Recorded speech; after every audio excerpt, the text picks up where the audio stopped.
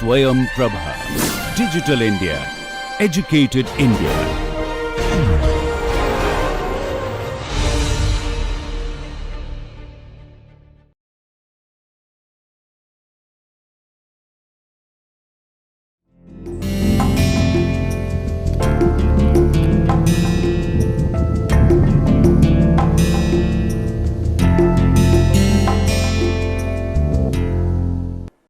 Hello, I am Dr. Himanshu Tyagi and I am teaching this course on heat and mass transfer. Today we will be taking our lecture number 11, which is on a very interesting topic, which is about numerical methods, and in particular I will be discussing the finite difference method, and in the next lecture also I will continue with that. So these are very interesting topics. But before I start this particular lecture, let us do the recap of the previous lecture, which was lecture number 10, and in which we looked at the part 2 of transient conduction. So if you remember, in last lecture we have looked at the simplest case of transient conduction, which is the one dimensional transient conduction in a plane wall. So we looked at how would the equation look like over here. We prepared the governing equation, applied the two boundary condition and one initial condition. Then with the help of this non-dimensionalization procedure, so as you can see on the left hand side, we have non-dimensionalized almost all parameters like space, which is x. Then we have non-dimensionalized heat transfer coefficient with Biot number. We have non-dimensionalized time with Fourier number FO, and we have even non-dimensionalized temperature. And with the help of that, we have went ahead and non-dimensionalized our governing equation and the two boundary conditions as well as the initial condition. So everything was non-dimensionalized, and then we looked at a solved example where we were looking at some approximate methods for solving them. So we looked at three methods. We started with the one term approximate solution, the equation of which we have shown in the next few slides. We also looked at the method for looking up on the Heisler chart, and the final one was I had shown some programs result, which is the FDM, finite difference method, numerical technique we have used, and the answer for all three, if you remember, turned out to be very close to one another. So in this problem we were trying to figure out that if a book of a particular dimension is brought from outside to inside, from 40 degree to 20 degrees room, how much time will its center point take to reach 25 degrees centigrade. So with the first method, our solution turns out to be 550 seconds, which was the one term approximation. With the Heisler chart, which is kind of little bit less accurate, because we are taking a reading in a chart and some manual error can be there, it turned out to be 560. And the finite difference method, which I will discuss in more detail today, the numerical method, turned out to be 559. So if you recall, these were the equations we had used for one term approximate solution. We only looked at the plane wall case, but the same thing can be done for cylindrical and spherical case as well. And for those, these values are given in this particular table. Then the second method we had used using the Heisler chart. So if you remember, this particular green dot over here, we had figured out, and that value had given us the value of time. And similar Heisler charts are also available for cylindrical case and spherical. So the same principle applies for these two cases as well.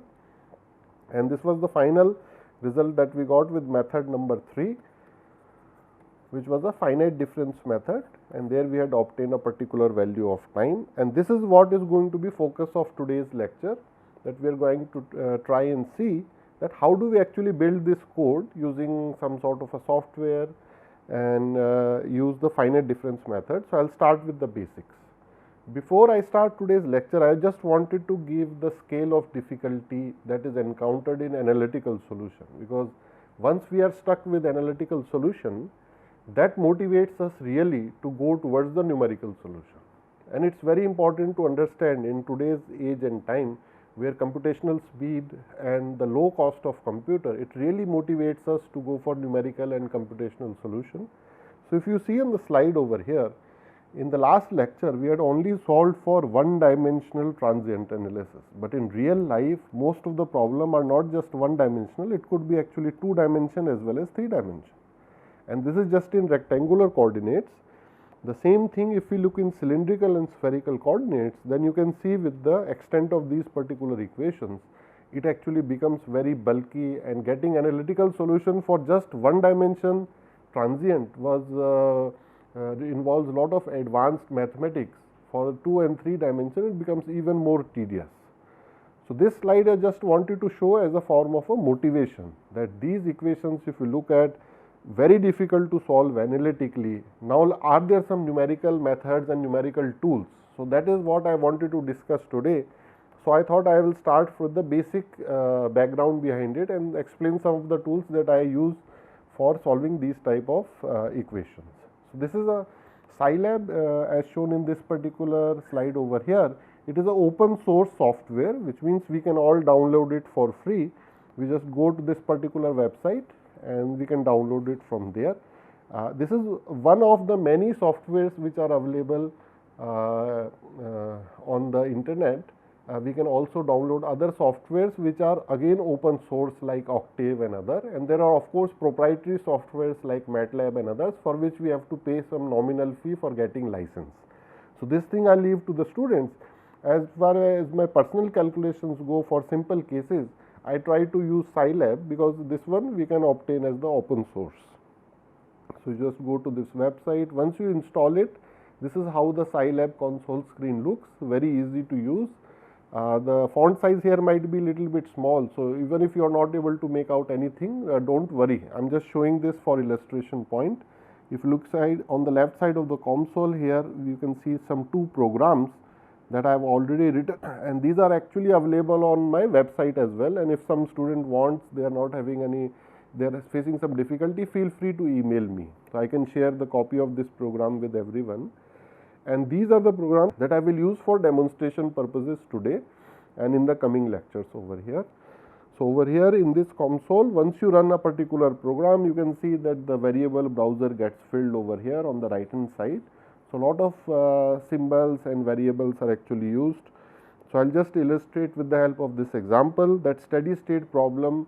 I have created this program called steady state 1.sce, and this file is available on my website. You can directly go and download that.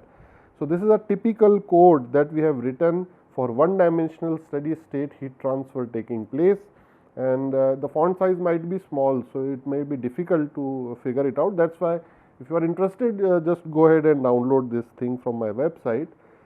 The interesting thing to see over here is it simply if you count the number of lines, only 54 line code. So, it is very simple to do, and it is essentially we are just solving some matrix.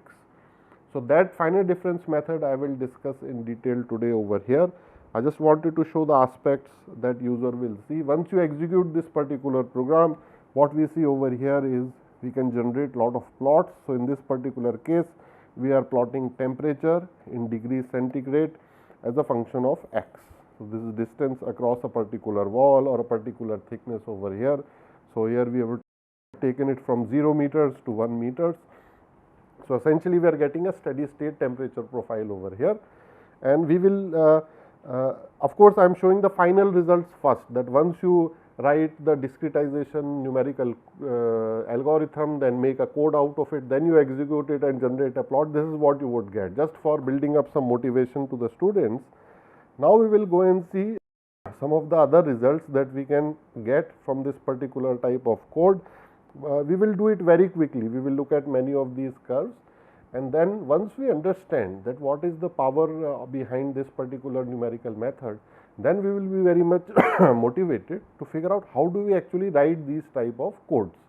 And this is, believe me, it's very interesting, very straightforward, and one of the easiest things you can do. If I can summarize it in one line, it is essentially we will simply be solving a matrix problem, which is simply x is unknown. So, we will say A equals to A inverse B. So, over here x we will replace with temperature. So, I can't make it any more simple. So, believe it or not, it will become simply like this. We are simply taking matrix inverse. That is why you remember that 37 line code. It is becoming as simple as solving a inverse of a matrix. So, let us go ahead and try and see what are the results that we can get out of it. So, if you look on this particular slide, go ahead and look at the temperature profile, and the conditions are given on the top side over here.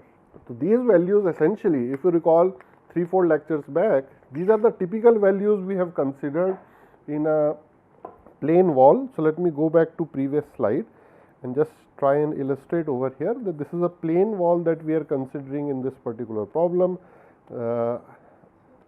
We are taking x in this particular case from here.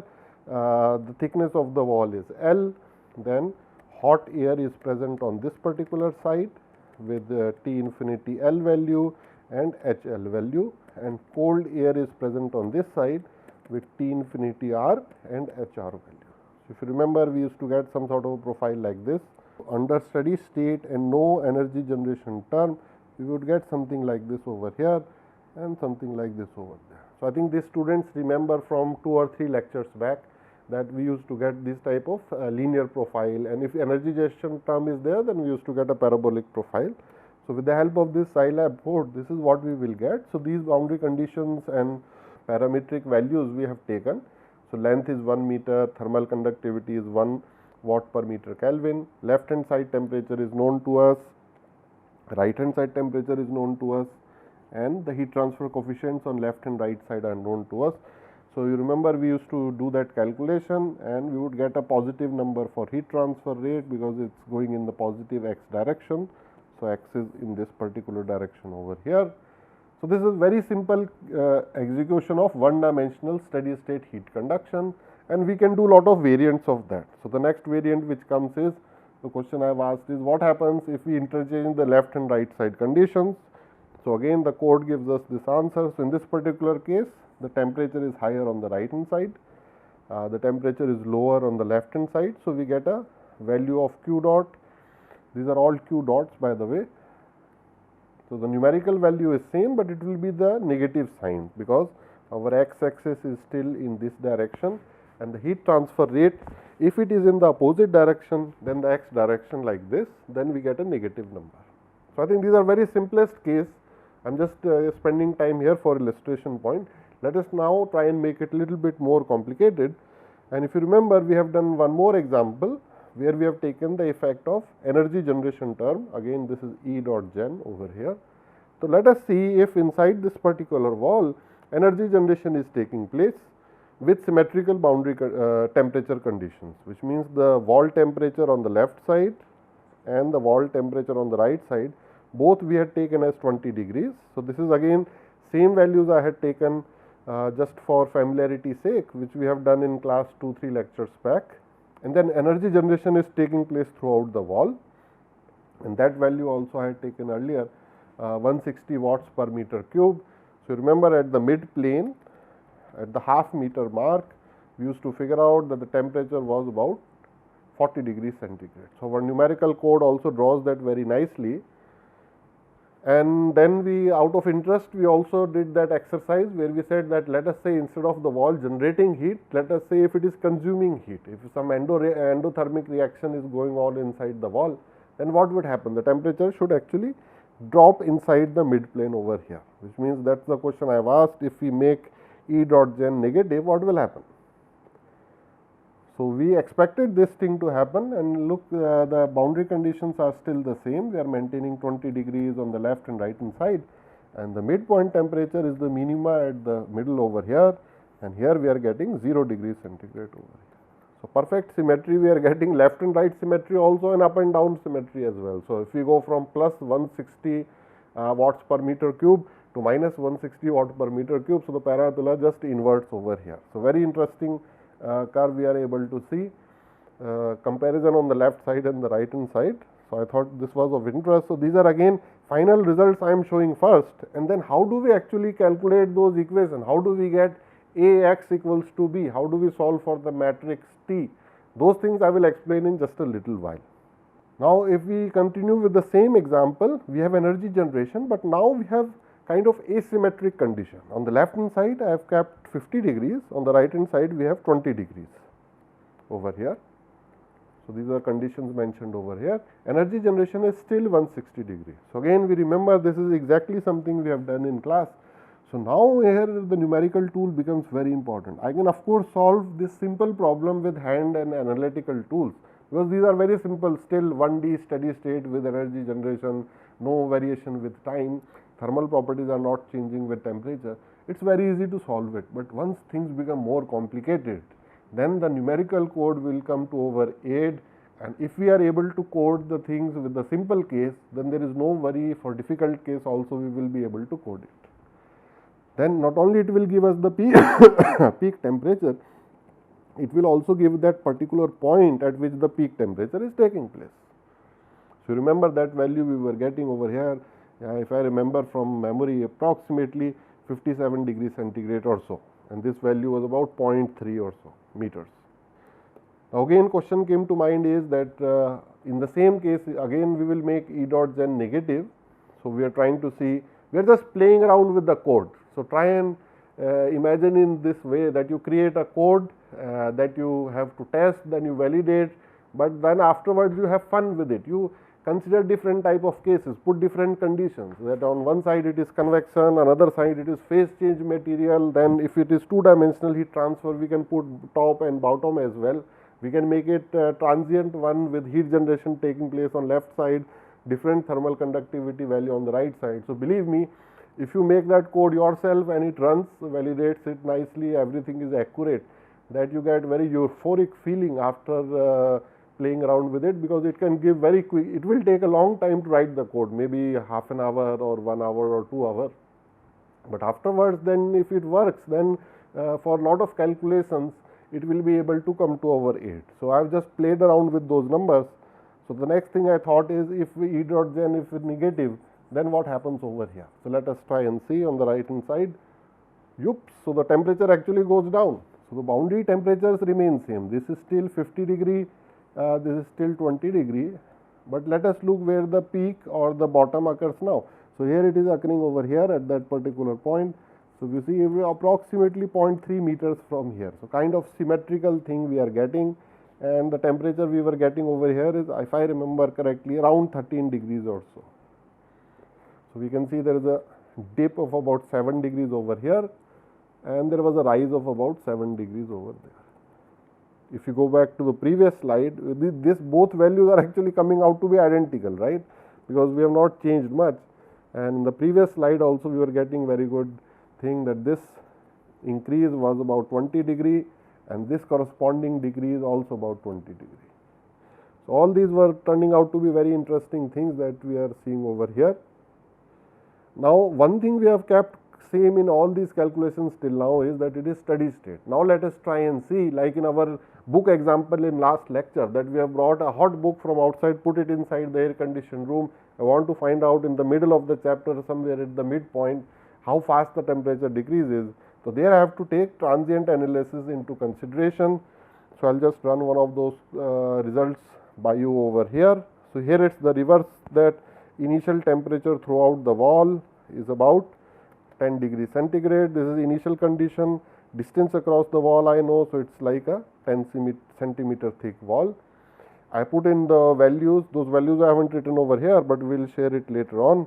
And then what we want to find out is, as a function of time over here, if I put certain boundary conditions on the left side and on the right side, so both boundary conditions BC2 and BC1 that I have not mentioned here, but you can see ultimately things are reaching steady state. So if you look at the last line over here, kind of, if I draw it in the dashed way, so we see a lot of very interesting phenomena taking place. Finally it reaches a linear slope, which it should at steady state. That's first thing that we see. The second thing that we see is, all the multiple curves that we see in this particular curve, I have drawn it at a constant time intervals, which means if the time difference between these two is 100 seconds, then the time difference here also is 100 seconds, there also is 100 seconds. I don't remember the exact value, but whatever is the time difference, I have kept it same. Now the one question I will ask student is, what do you think is the reason that for the first 100-second interval over here, look over here, that this arrow represents the temperature increase in 100 seconds. So how much temperature of the wall surface increases? I would say from 10 to about 27 degree, 17 degrees temperature rise is there, right? 17 degrees temperature rises over here. Now for the same delta T on the last two lines over here, can you see this is also represents 100 seconds, but here the delta T is much less, maybe it is like half degrees.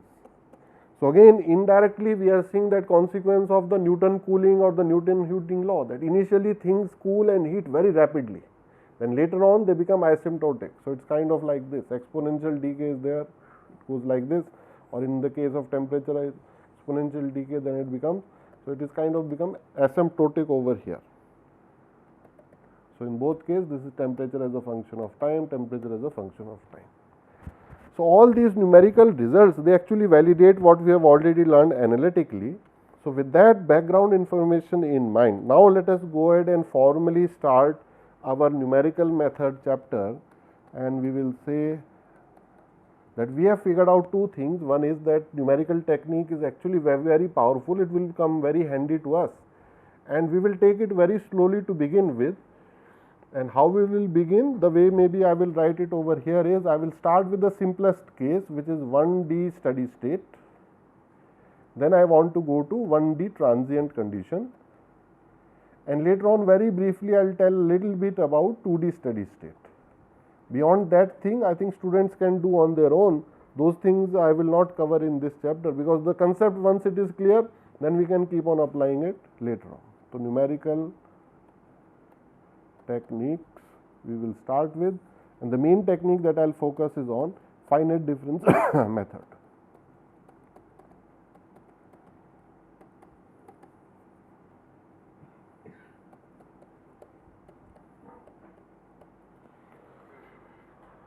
And to give the illustration, because I like to usually give some illustration, I will use one particular case. So I will say it is case 1. Then this is simply steady state, one dimension heat transfer. And you can take any geometry, it could be plane wall, it could be cylindrical, spherical. Just for simplicity again I will take the geometry of plane wall. And let me go ahead and write the final answer. In the next 3-4 slides we will do lot of things, but please remember final answer will be simple. Final answer is simply A T equals to V, which means T is A inverse B, where this is T. This is the final answer that we will get. In matrix form, what do I mean by this? Let me draw it very quickly. I can say, okay, something like this. Okay, let me wait for a little while. I think matrices everybody is familiar with, so I will not jump ahead, but let me say that this is the final solution that we will get, and this one we will solve. So for getting final solution, everything we will do by hand. Once we do it, for solving it, we will use some sort of a software, and personally I use Scilab.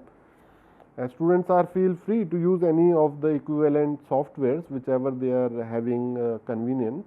So let me go ahead and look at this particular case 1, and then try and see that for plane wall how do we use this finite difference method. Okay. So let me go ahead and draw that particular plane wall once again. So this is the plane wall over here. I start with x-axis here. The length is known to me. On this side there is air having some properties, temperature TL and heat transfer coefficient HL. Air is on this side, TR and HR.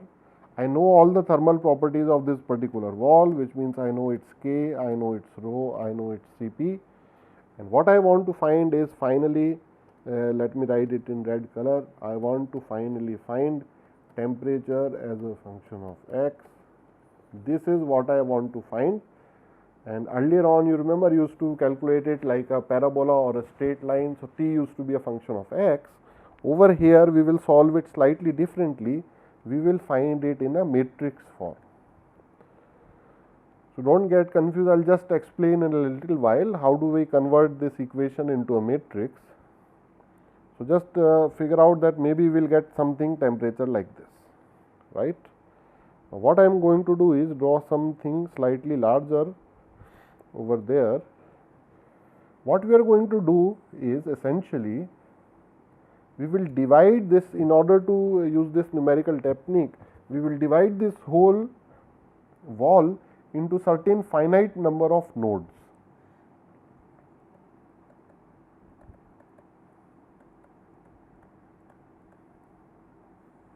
And the way we will do it is, in my example for this particular class, I will simply take, just for simplicity, n value equals to 5.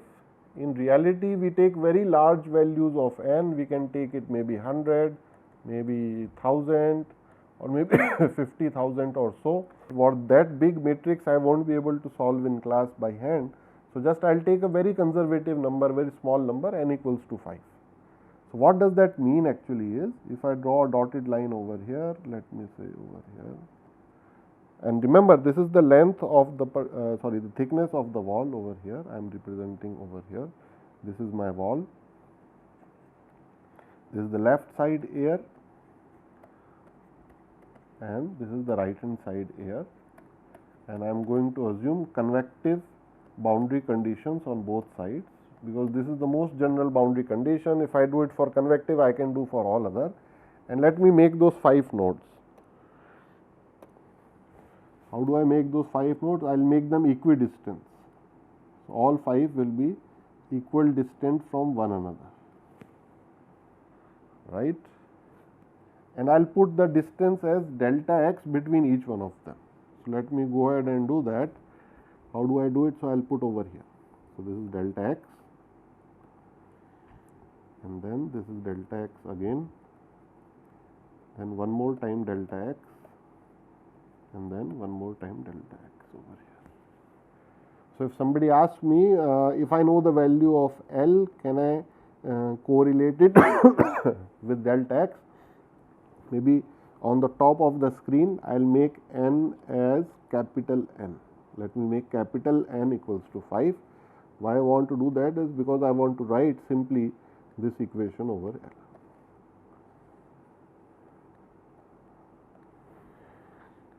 Right.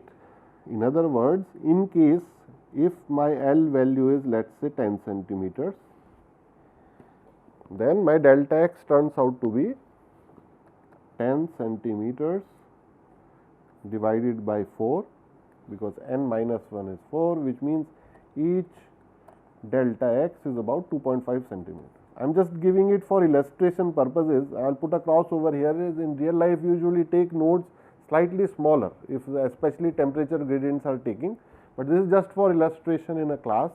So, do not get confused over here. Now, we go back over here, these nodes we have defined. Now, let me also define the element boundary. So, the term that I will use is, between each of these nodes, let us say I will put a small dot over here or a small line over here, and let me make it a dotted line now. So, over here,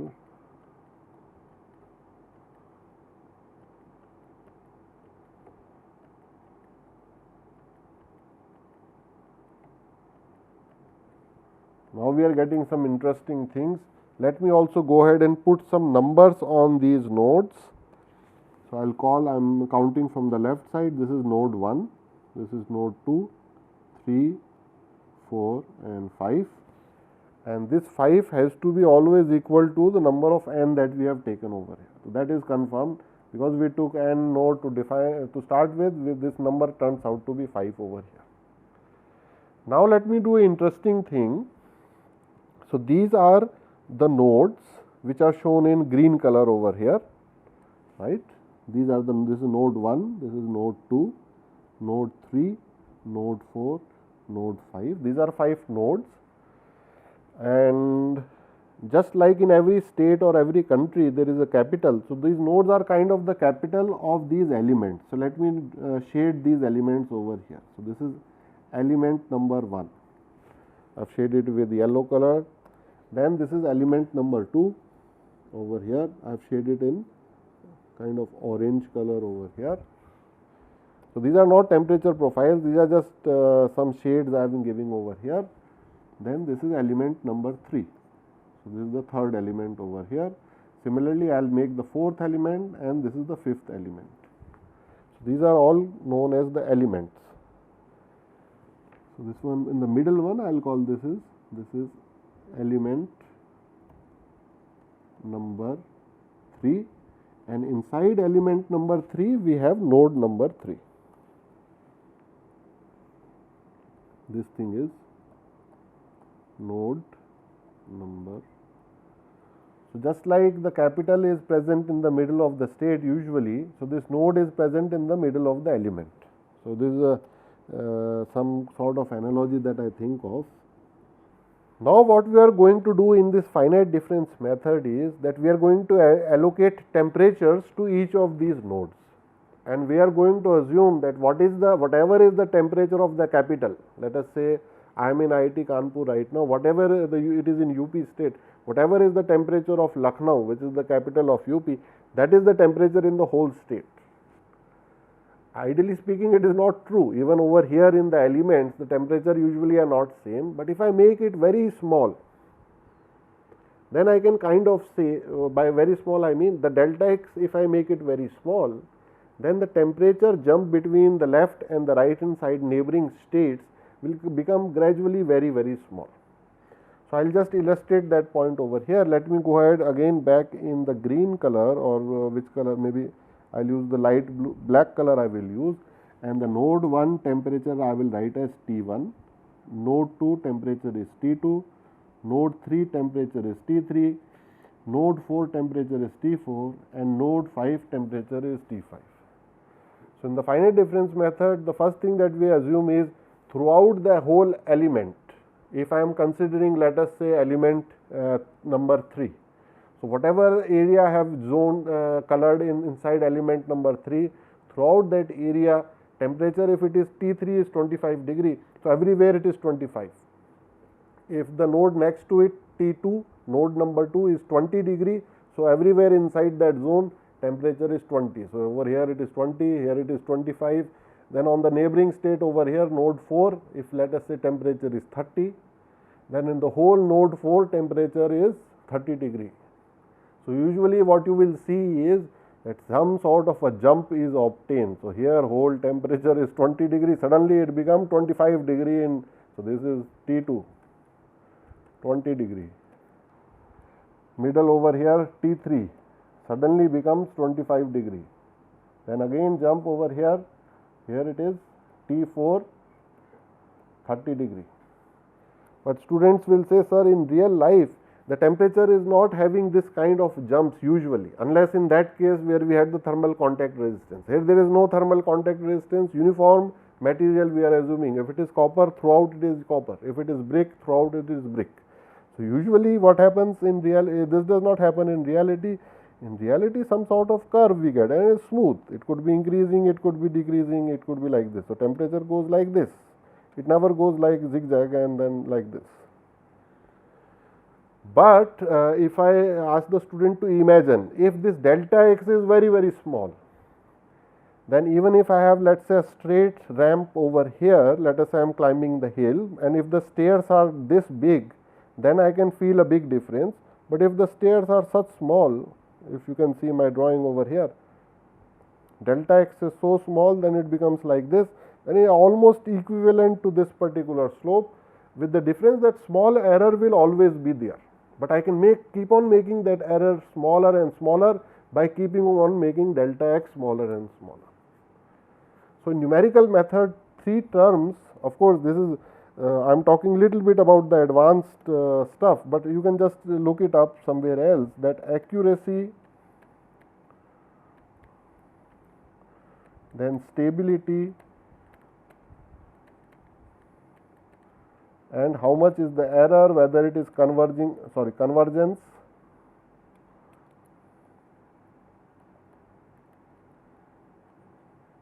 these are terms which are used usually in advanced level courses, but here I am just introducing those things. So if we keep on making delta x smaller and smaller, then in most of these cases our accuracy goes up.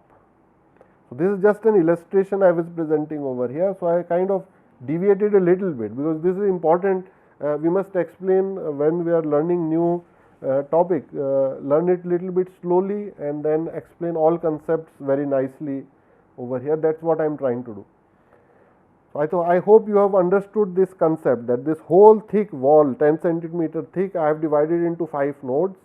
So n minus 1, if I divide L by n minus 1, the delta x thickness I get as 2.5 centimeter. So I think that part is clear, and we know that each node each element has a capital inside it, that is the node, and whatever is temperature of the node is the temperature inside the whole element. I hope till this point everything is clear. One important thing if we see over here is we will see 2 type of elements, right? We will see element number 2, 3 and 4, which we call as the interior nodes. So if you see over there, 2, 3 and 4 are interior nodes. Why? Because I can go back and maybe choose a color, maybe I will choose black color, and if I want to show their thickness, so node number 2 has a thickness of delta x, node number 3 has a thickness delta x, node number 4 also has a thickness delta x. But if I ask the students, so these 3 are called the interior nodes. So maybe I will erase this part over here and I will write over here that in my example, what are the interior nodes? So these are 2, 3, 4, and all of them have the thickness delta x, and this we have shown over here, right? So you can go back and see on the top part over here, 2 and 3 and 4 all have the thickness delta x. But what about node 1 and node 5? These are the exterior node or the boundary nodes over there, right? And if you look at their thickness is not delta x, it is exactly half. It is delta x by 2. So we can say these are kind of states which have half the area of the big states. That is one difference. Another difference is their capital, this node is directly on the border. And this is very significant because in finite difference method we want to figure out, because they are the ones who are going to exchange energy with this particular air sitting over here. So this air temperature, if I remember, I am taking as TL. I'll write it in darker color. The air temperature here is TL, heat transfer coefficient HL, right? We have already shown that over here, and then TR and HR. So over here we have TR and not divided, and heat transfer coefficient HR, which means if you look at this node T1, it will not only interact with T2, it will interact with TL as well. So just a small idea over here. So this I will write over here that there are 2 boundary nodes, and these are 1, 5, and their thickness is actually delta x by 2. So please try to understand this particular diagram here nicely, because this is the whole foundation of the finite difference method. Once we know this thing very clearly, we will be able to generate very nice matrices and solve the whole thing very nicely. So I hope students are able to understand what we have done till this particular slide. So with that presumption, I will move on to the next slide, and now I will pick one of the nodes. Let me go ahead and pick one of the interior nodes, any interior node, because I am taking as an example, and over here I will say node number 3. So let us go and recall which was the node number 3. This is the middle node over here. And now I will zoom in over here and just draw node number 3 with one neighbor on the left here and one neighbor on the right over here. So this is node number 2, node number 3, node number 4. Our focus is only on node number 3. So let me draw the element 3, because the boundary of 2 and 3 is somewhere in middle over here. The boundary of 3 and 4 is somewhere in middle over here. I can write the temperatures on these. So T2 has temperature, node 2 has temperature T2, node 3 has temperature T3, node 4 has temperature T4. I can also write the thickness of this particular node, element or node is delta x, and even the distance between 2 and 3, this distance is also delta x. These are the two capitals, capital 3, capital 4, distance between them delta x. So, all are delta x and the thickness is delta x as well. So, what I want is I want to do an energy balance on node number 3 assuming certain conditions. So, that one I will go back. I think I did not formally define it over here. Now, let me go ahead and formally define what are the conditions that I am going to assume. So, I am writing on the left hand side of the previous slide over here. What are the conditions?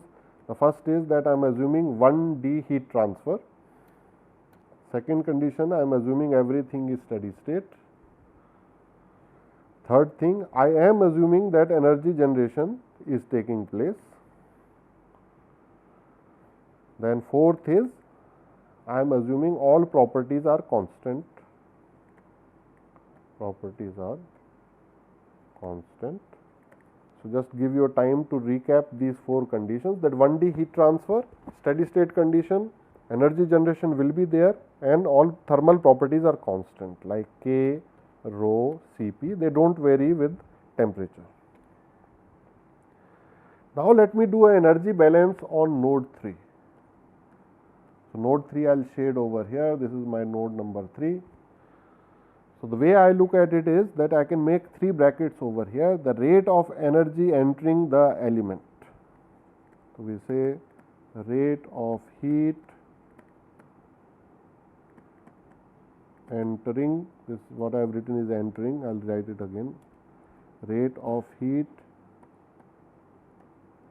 entering the element plus, so rate of heat generated inside the element, rate of heat generated inside this element. This whole thing will be equal to rate of change of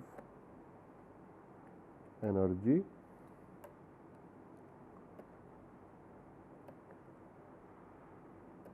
of this element. Okay. Now, let us say I draw it with the blue arrow over here, that first term I want to write what is the rate of heat entering the element number 3. So, in over here all elements I am considering as number 3 because I am taking node number 3. So, maybe a blue arrow I can show from where can, if let us say I am living in a state, from where can heat come, from this side the border state over here and the border state over here, because I am considering one dimension. Later on if we consider 2 dimension, I will say from east, west, north and south also.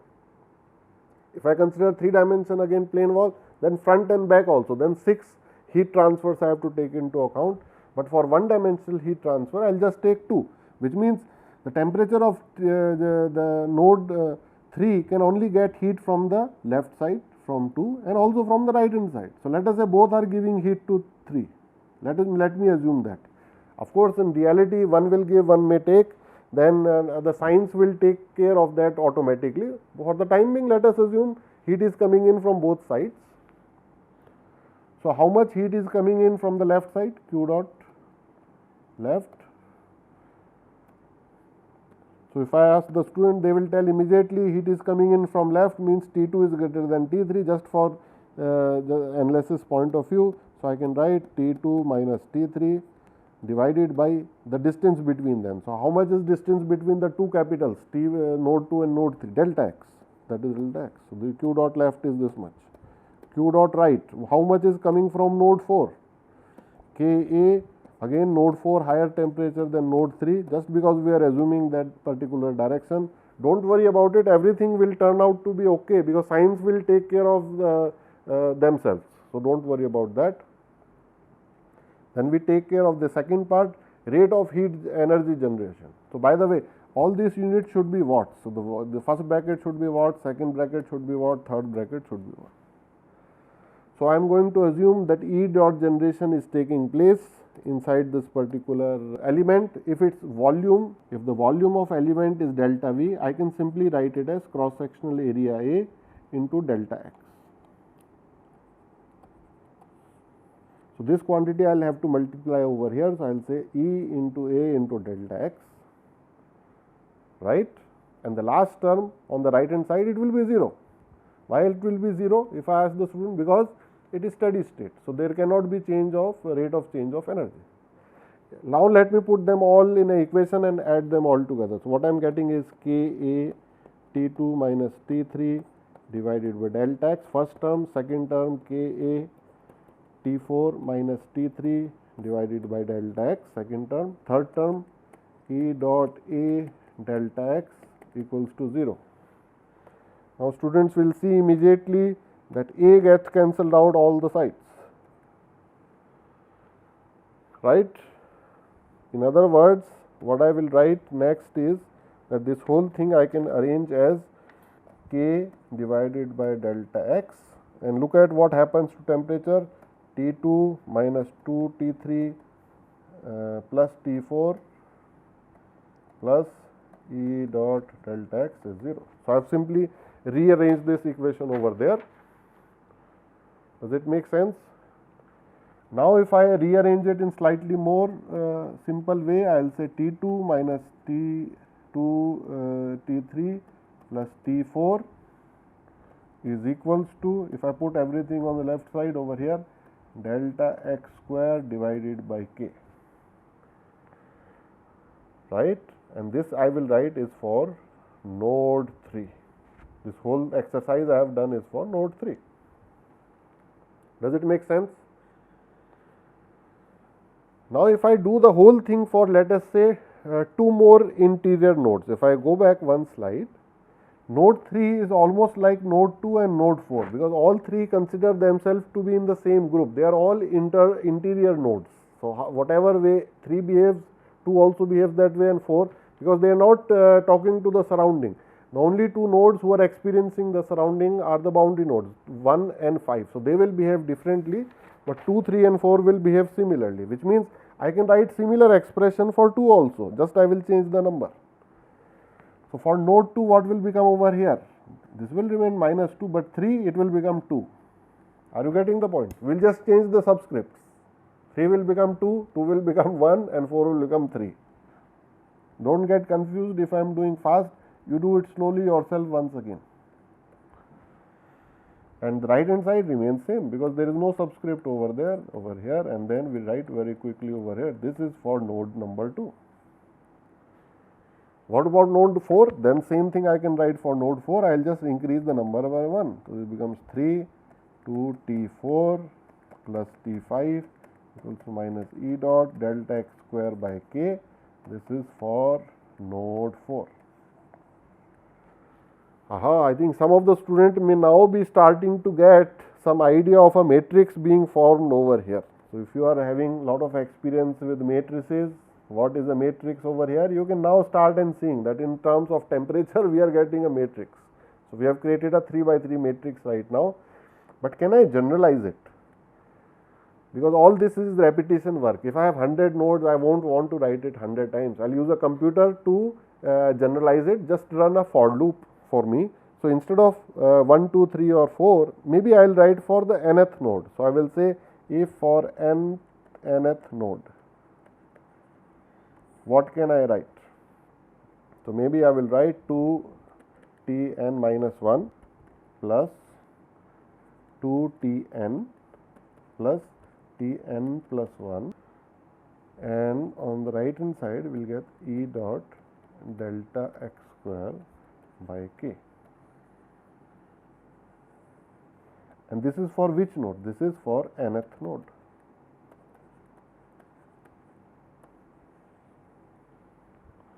Now I am starting to get interesting thing, because if I put over here n equals to 3 and you try to do that, what we will get? Maybe with another color I will write that if I put n equals to 3, where I will get T2 plus, I think I made a mistake over here, this has to be minus, sorry about that. So we will get not plus, this will be minus, T2 minus 2 T3 plus T4 is equals to minus E dot delta x by K. So what I am doing is I am doing a check whether this thing even works or not. So So now we see over here, because node 3 we have already calculated that thing, and I think it checks with that. So we are now going in the right direction. We have verified whether this works correctly or not. Okay, which means with this type of a generalization, let me put a green star over here. With this green star equation, I have actually reduced my effort a lot. I can tell to the computer that run a for loop from that n value to that n value, which means all the interior nodes computer can calculate this particular equation. He will only ask me that what to do with the first node on the left side, boundary node, and what to do with the last node on the right hand side. Which means for node 1 and node 5, I still have to apply that equation. And which equation I am talking about? This red equation over here. Because this equation is true whatever is the case. So this is a general equation. So now in the next slide, let us go and apply this equation, the red one, for the boundary node. So let me go ahead and draw the similar kind of a geometry, but for the boundary node. Let us say boundary node, and in this case I will take the specific case of node number 1. So let me draw it quickly. Node number 1 is sitting over here. He has only one neighboring state over here. So this is node number 2. So this is node number 1 over here, node number 2. If we draw the boundary between them, this is the boundary, right? If we draw there, and node 2 has boundary over here, and we start drawing the thicknesses. So this thing we remember, the element thickness for boundary node is half. So this is delta x by 2, this is delta x, and the distance between these two nodes themselves is delta x. So on that one there is no compromise. All capitals are delta x distance apart from one another. There is no compromise on that. Only on the area there is compromise, that the state on the extreme left and the extreme right, they are half. Those elements are half in area. Another thing we will take into account is that this node also has one more neighbor on this particular side, because it will exchange some heat over here. So this is ideally not a node. I won't put it as a node. I will just say that air is here at temperature T left and heat transfer coefficient H left, and the convection is going to take place. Okay. Now our focus is on node number 1. So you remember that if you go back to previous slide, now we will write these 3 red brackets over here. So instead of writing the whole thing, I will just put it like this: bracket 1, bracket 2 is equals to bracket 3. Right. Now I will ask the student what was bracket 1. This was basically all the q dots, whatever was entering our node. What was this? This was essentially E dot generation, and this was going to be 0, because in steady state there is going to be no heat transfer taking place over here. So let us look at node 1 and try and see how much heat is entering from all sides. So from here convection is going to take place, q dot convection. How much is going to take place? So we can write that q dot convection is going to be HL from the left side, area is A, because we are considering it to be going in. So it will be TL minus T1. From the next state over here, it will have q dot conduction going in. So how much is going in over here? Q dot conduction, how much energy it is giving to it?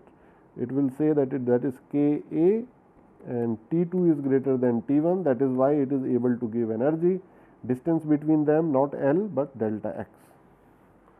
So these are the two convection terms, and the energy generation term remains same, E dot gen multiplied by not the volume this time, actually the volume, but the volume for this node 1 is how much? Its own volume will be dV by 2. So I will write the volume of node is essentially half of the other node's volume, because its area is same but the thickness is half. So please remember this point, the thickness is half, which means its volume also becomes half. So element 1 has half the volume of element 2, and similarly element 5 have half the volume of element 3 and 4, which means over here we will multiply it by E will be multiplied by A, multiplied by delta x by 2, and all these values we will get in watts. So, the first bracket is in watts, this is watts, and this is watts, and this is also watts. Now, I can write all these three terms together, and let me try and put it in the first equation over here. What will I get? So, I will get HLA TL minus T1 plus Ka T2 minus T1 divided by delta x. So, these are the energies coming in plus its own energy generation E dot A delta x by 2. The whole thing has to be 0 because we are under steady state condition. Now, what we are going to do is, this looks like a long equation, right, but let us simplify it. And the first thing that we are going to do in order to simplify it is, we are going to define a Biot number. So, Biot number is given as Bi, but over here we will have two Biot numbers on the left side and the right side. So, I will define the Biot number of the left side is HL into characteristic length is essentially delta x divided by thermal conductivity K, and similarly we will have Biot number later on for node number 5 on the right hand side, it will be HR delta x by K. So, let me do one thing, because this is slightly longer derivation, some more portions needs to be covered, and we have reached almost the end of this particular lecture. I will stop at over here at this point, and I will just write on the slide that to be continued in next lecture. So, once we come back over there in next lecture, we will pick up from this point itself. That will be the part 2 of the numerical method, and again always keep it in mind that we are doing all the lengthy calculation. You remember, we started off by taking 5 nodes and then going further. So, we will recall again in our mind, all we are trying to do, please remember, is simply calculate the value of t from here. All we are trying to do is figure out the value of t, and once we know this particular value of t, it will turn out to be 5 values that we will plot over here. It may turn out to be like this, it will be linear slope. If those 5 values of nodes turn out to be like this, then we will have a parabolic profile over here. So, very interesting result we will be able to have with the help of a numerical tool. So, I hope all the students come back for the next lecture over here. So, with that, let me end this lecture over here. Thank you.